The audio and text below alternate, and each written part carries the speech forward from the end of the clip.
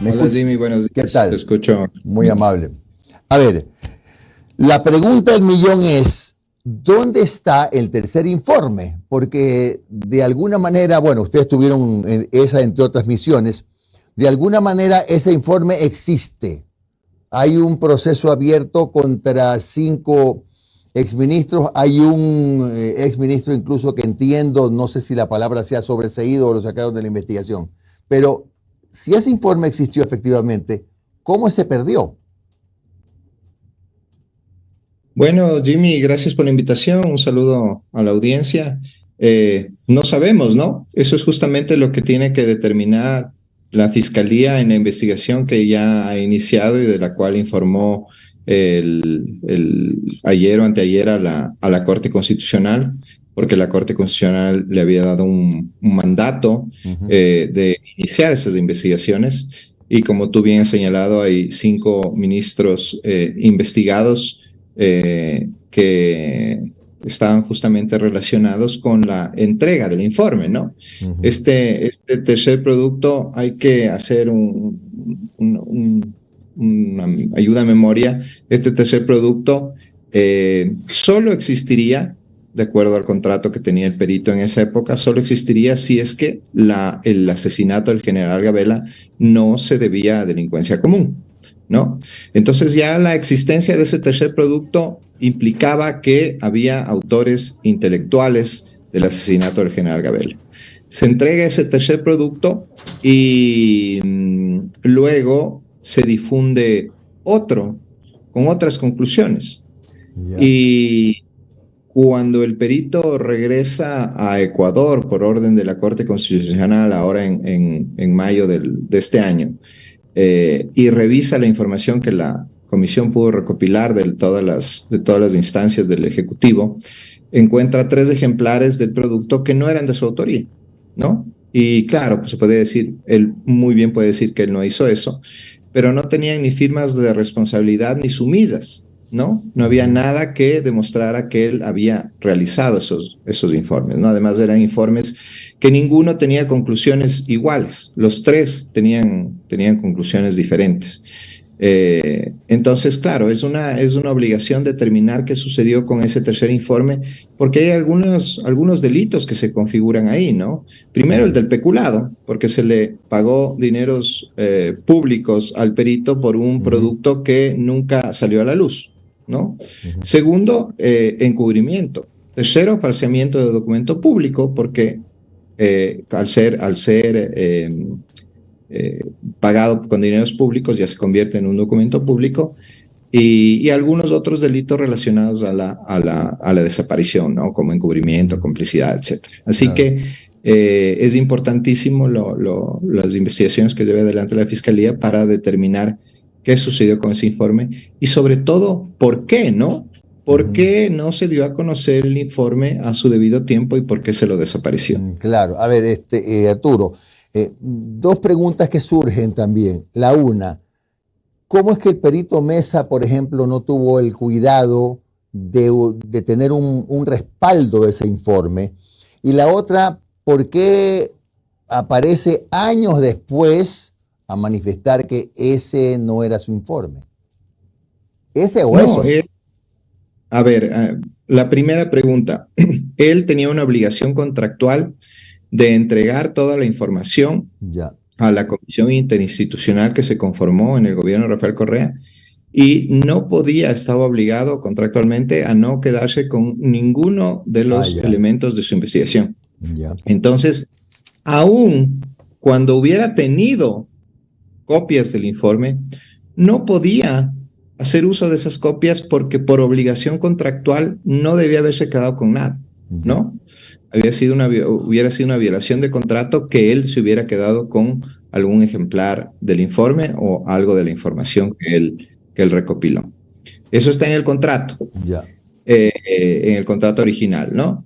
Y segundo, con respecto a la negativa de que ese era su informe, él lo dijo ya cuando regresó al país en el 2018. Cuando Lady Zúñiga lee las conclusiones del informe, él en Twitter dijo, ese no es mi informe, esas no son las conclusiones a las que yo arribé, Entonces, él desde el principio, desde que se conoció, porque recordemos que él lo entrega en el 2013 y recién Zúñiga lee las conclusiones del 2015, ¿no? De un informe que no era el de él y que él lo dijo a su debido tiempo, ¿no? Entonces, no es que recién ahora viene a decir que ese no es, ¿no? Lo que ha hecho ahora es, dentro de la información que se le proporcionó, encontrar 3 ejemplares del informe, 3 ejemplares diferentes entre sí. Y diferente también al que tuitea Rafael Correa por una filtración, una supuesta filtración de ese pasquín que se llama Página 12, y que tampoco corresponde a las otras 3 versiones que él encuentra dentro de la información que se le proporcionó. Arturo, a ver, en el 2013 fue entregado el informe y en el 2015 lo leen, como me has manifestado. ¿Quién recibió en el 2013 ese informe? No, es que no me acuerdo si fue la misma ministra que lo anunció, porque pasaron 2 años. No. El informe se recibe en la Comisión Interinstitucional, me parece que en manos del ministro de Justicia de esa época, Lenin Lara, me parece que se llama. Ya. Y él ha declarado, ha dicho qué hizo con el informe, a quién se lo entregó. Yo no sé si fue parte del trabajo de investigación de la comisión de la que fuiste parte, Arturo. No era nuestro mandato investigar eso. Eso es un mandato que le dio la Corte a la Fiscalía. Y bueno, la Fiscalía tiene que hacerlo porque es su obligación, pero además hay el mandato constitucional de que se inicien investigaciones al respecto. Yo no tengo idea de qué es lo que sucedió y creo que ninguno de los ecuatorianos sabemos bien, y justamente por eso es la importancia de esta investigación, ¿no? ¿Quién recibió el informe? El perito tiene un acta de entrega-recepción de su trabajo. Le pagaron por ese trabajo. No le hubieran pagado si es que no hubiera entregado el tercer informe, ¿no? Entonces hay un acta de entrega-recepción. Hay una clara intención de que las conclusiones de ese informe no se conozcan, ¿no? Entonces hay que determinar por qué, ¿no? Y quiénes están detrás de esa desaparición. O sea, se podría suponer, como me parece que lo dijiste también en otro medio, Arturo, que en ese tercer informe que fue entregado a Lenin Lara estaban los nombres de los presuntos autores intelectuales. Eso es lo que ha dicho el perito claramente, ¿no? Es que además, Jimmy, el informe que se está entregando ahora, que se entregó en días pasados a la señora Ochoa y a la Defensoría del Pueblo, no es un nuevo informe. Es la reconstrucción del informe que elaboró el perito a su debido tiempo y que se entregó en 2013. Entonces, de acuerdo a lo que nos ha dicho el perito, el informe que él ha hecho es igual o muy similar al informe original, ¿no? Porque eso es lo que la Corte ha ordenado, la reconstrucción de ese informe para que se pudiera conocer lo que se decía ahí. Doctor Moscoso, buenos días. Omar Jaén le saluda. Gracias por su tiempo, doctor. Doctor, una consulta. ¿Hay alguna autoridad, algún peritaje, alguna sentencia que diga que el documento entregado y dado a conocer en 2013 es falso o manipulado? No, porque quien ha señalado o sea, es que, a ver, vamos por partes. Primero, el informe se entrega un ejemplar y aparecen 3. ¿No? En algún momento incluso 3 diferentes entre ellos, ¿no? Ojo. En algún momento la señora Ochoa incluso dijo que había llegado a ver 10 ejemplares diferentes del informe, ¿no? Entonces, ahí ya tienes un problema, porque hay al menos 3 de lo que el perito pudo verificar que no son de su autoría. ¿Por qué no son de su autoría? Porque lo dicen. Pero eso basta, doctor. Eso basta, porque ahora cualquier perito puede decir, ¿sabes qué? Ese documento no es mío. Déjame terminar. Atiende a lo que te dije al principio, lo que les dije al principio. La única motivación para que exista un tercer informe era que había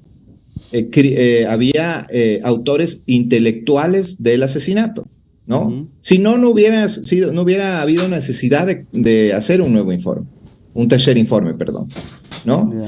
Y las conclusiones a las que llegan estos 3 ejemplares que encontró el perito del tercer informe dicen que fue por delincuencia común. Entonces ahí ya tienes una contradicción clarísima, ¿no? ¿Para qué un tercer informe si era delincuencia común? No se hubiera necesitado. Y luego lo que dice el perito: yo entrego mis informes con sumisa y con firma de responsabilidad. Estos 3 ejemplares a los que tuvimos acceso, ninguno tiene ni sumisas ni firmas de responsabilidad del perito. El informe que lee Lady Zúñiga no tenía firmas de responsabilidad del perito. Y la parte conclusiva del informe que publica Rafael Correa tampoco tenía firmas de responsabilidad del perito, ¿no? Entonces, esas son las elementos que llevan a decir al perito que ese no es su informe, ¿no? Ahora, doctor, otro tema que también a veces causa debate entre abogados, y uno apela a la sentencia de la Corte Constitucional, en donde leo específicamente y dice que la comisión de la que usted forma parte será responsable de la coordinación con el perito Roberto Mesa para que en el plazo de 3 meses, a partir de la notificación de esta sentencia, se entregue una copia del informe original. Hay doctores, hay abogados que dicen en ningún momento la Corte ha pedido una reconstrucción, ni peor aún, contratar nuevamente al perito Mesa. No. Hay que leer la sentencia completa, ¿no? Permíteme, te voy a leer lo que dice exactamente sobre el tema para que no haya aquí ninguna malinterpretación sobre lo que exactamente dice la sentencia, ¿ok? En este supuesto, el Estado, en el numeral 4 del numeral, a su vez, 92 de la sentencia, ¿no? Dice... En este supuesto, el Estado no percibe crear la información, sino que como custodio de dicha información tiene la obligación de emprender todas las acciones necesarias para recuperarla y así lograr su reconstrucción. Igualmente, la reconstrucción de la información se desprende de la naturaleza del derecho a la verdad, pues el Estado mantiene obligación de esclarecer los hechos alrededor de las infracciones legales, etc. ¿Ok? Y finalmente, en el numeral 100, me parece que es. Sí, numeral 100. En el numeral 100, dice: por esta parte, la Corte constató que el tercer producto presuntamente elaborado por el perito Roberto Mesa presenta inconsistencias y la Presidencia de la República refiere a que esta información que reposa en los archivos de la administración anteriores. Al respecto, este organismo anota que en el 2018 se levantó la confidencialidad de todo lo que rodeaba este informe, ¿no es cierto? Y además, la contratación del peritaje se efectuó con recursos públicos y este debía ser difundido a la ciudadanía, ¿no? ¿Qué dice en la parte puntual, ¿no? Se evidencia el vínculo entre la transgresión del derecho de acceso a la información pública y el derecho a la verdad, por lo que como medida de reparación por la vulneración de los derechos referidos, es decir, el derecho a la verdad y el derecho a la información, acceso a la información, se desprende la obligación del Estado de reconstruir la información.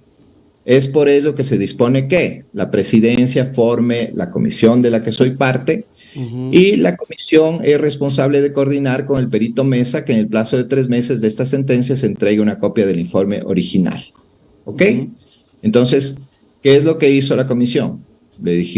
Nos reunimos con el perito y el perito dijo: yo no tengo una copia del informe y por ende la obligación desprendida de lo que te acabo de leer era la de reconstruir ese informe en el plazo determinado. Plazo que lamentablemente no se pudo cumplir y por el cual la comisión le pidió prórroga a la Corte. Esa prórroga fue concedida y se ha entregado el informe dentro de los plazos establecidos en la prórroga, ¿no? Ok, doctor, otro tema que también, por ejemplo, ayer el abogado Stalin Raza, con el quien pude conversar, él también decía, mira, si uno lee la parte numeral 2 del 100, dice específicamente que el tercer producto, referido en el párrafo inmediatamente precedente, deberá ser entregado por el comité designado por el presidente de la República a la señora Patricia Ochoa Santos y a la Defensoría del Pueblo, en un acto público con la asistencia de los medios de comunicación. Tras la referida entrega, bueno, ahí se aclaran los plazos, ¿no? ¿Verdad? Que tiene 20 días la familia y después creo que tiene 30 días posterior el perito para poder contestar esas observaciones. Pero hacen énfasis en el tema de entregar el informe. Pero ese día, cuando se entregó el informe, aparte de la entrega del informe, hubo una exposición de conclusiones.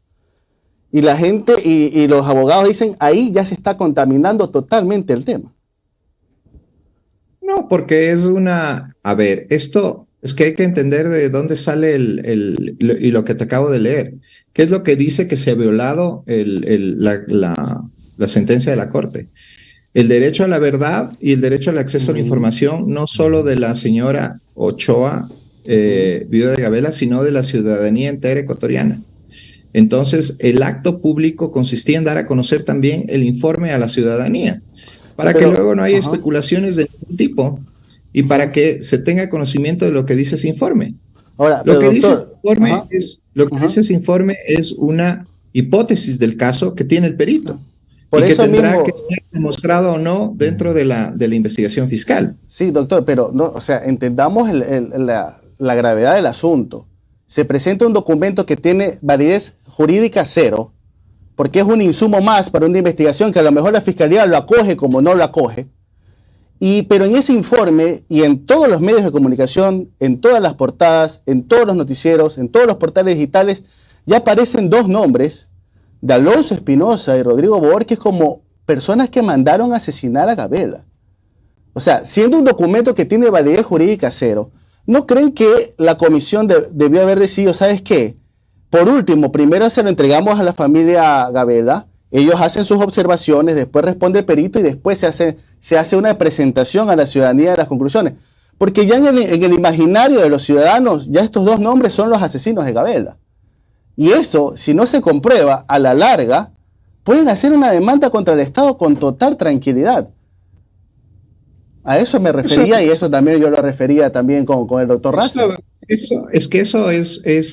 Habrá que determinarse luego si es que son o no son los involucrados. Y si es que no son, pues obviamente tienen su derecho a la defensa y a la presunción de inocencia, evidentemente. Pero la orden de la Corte es que el acto de entrega sea público, ¿no? Justamente para que se busca la entrega, más no la exposición de conclusiones, doctor. Es que, nuevamente, ¿qué es lo que dice la Corte? La Corte dice que, además, la contratación del peritaje se efectuó con recursos públicos y el informe, debía ser difundido a toda la ciudadanía, ¿no? Entonces, justamente esa violación de no difusión del informe es la que se pretende subsanar también con la entrega y presentación en acto público del informe. Las violaciones que la Corte mismo determina. Si es que los allí involucrados por la teoría del perito son inocentes, pues no tienen nada que preocuparse. Bien, muchas gracias, doctor Arturo Moscoso, comisionado del caso Gabela. En un minuto, doctor, ¿por qué ustedes, los miembros de la comisión, nos están acusando de peculado? Por algún invento de algún ignorante. Nosotros no hemos recibido fondos públicos, ni hemos contratado al perito, ni en mi caso ni siquiera soy funcionario público. Simplemente nuestras funciones han sido de coordinación, así que es una acusación que no tiene fundamento alguno, ¿no? Correcto. En todo caso, el que me imagino que ya cobró sus honorarios fue el perito. Ustedes no, pues los comisionados no. Nosotros no hemos cobrado absolutamente un centavo. No sé. Es más, ni siquiera sabemos la cantidad por la que se le contrató al perito, porque no fue una negociación que nosotros hayamos hecho. Anda circulando una cifra que no sé de dónde la sacaron, pero que no sabemos si corresponde o no al valor que se le pagó al perito por la reconstrucción del informe. Gracias, doctor Arturo Moscoso, por la gentileza de atendernos. Arturo, un buen día. Gracias, muy amable. Gracias por la invitación. Hasta luego.